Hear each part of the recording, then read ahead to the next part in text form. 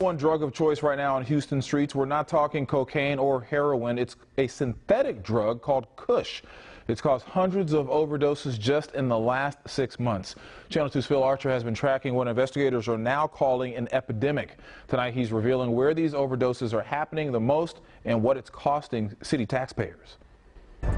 Kush is the street name for the most popular illegal drug in Houston.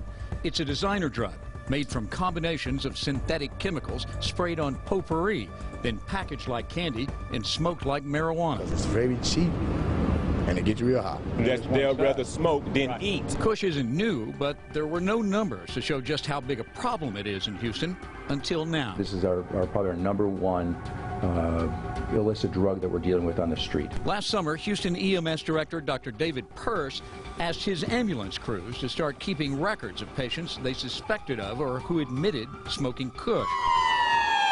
The number of cases tallied up in just 6 months, staggering. Houston ambulance crews responded to more than 900 calls for help connected to the drug, and the location of those calls surprising.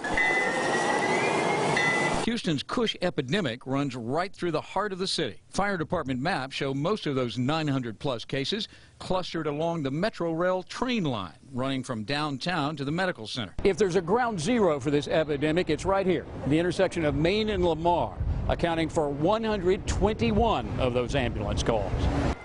Stand here long enough and you'll see drug deals brokered on the street in spite of the heavy traffic and police surveillance. Not smoking. I smoke, bro. This is where we met Jeff, who told us he never sells Kush, but often uses it.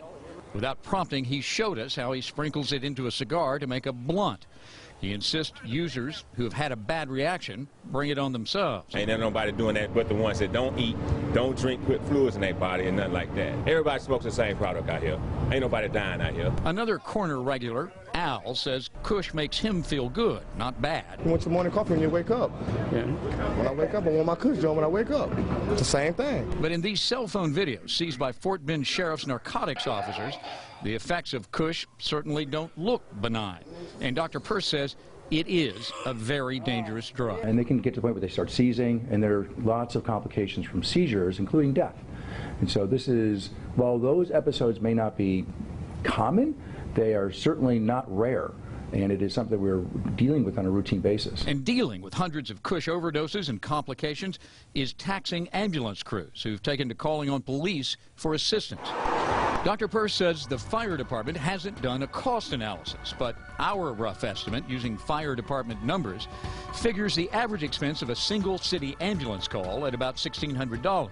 Multiplied by 909 calls, that comes to almost $1.5 million in taxpayer money. $1.5 million in just 6 months for a problem the city's top medic says is growing. Phil Archer, KPRC Channel 2 News.